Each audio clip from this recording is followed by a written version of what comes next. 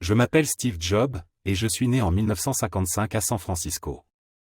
Mon parcours n'a pas été facile, mais il est la preuve que la passion et la détermination peuvent mener à des choses extraordinaires. J'ai été adopté très jeune et j'ai grandi à Mountain View, en Californie.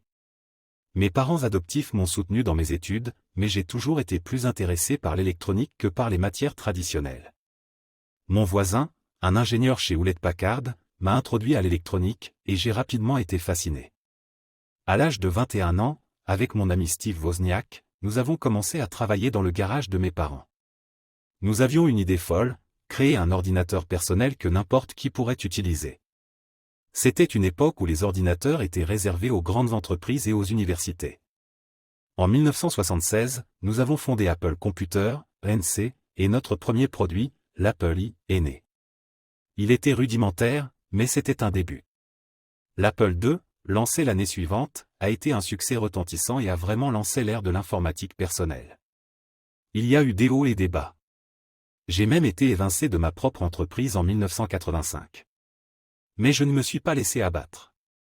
J'ai fondé Next, une autre entreprise d'informatique, et j'ai acquis Pixar, qui est devenu un studio d'animation majeur. En 1997, j'ai fait mon retour chez Apple. L'entreprise était en difficulté, et j'étais déterminé à la sauver.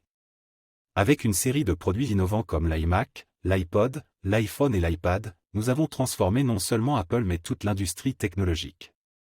J'ai toujours cru en l'importance de suivre mon intuition et ma passion. J'ai fait face à des défis de santé, et finalement, mon combat contre le cancer du pancréas m'a emporté en 2011. Mais je suis fier de ce que j'ai accompli et de l'héritage que j'ai laissé.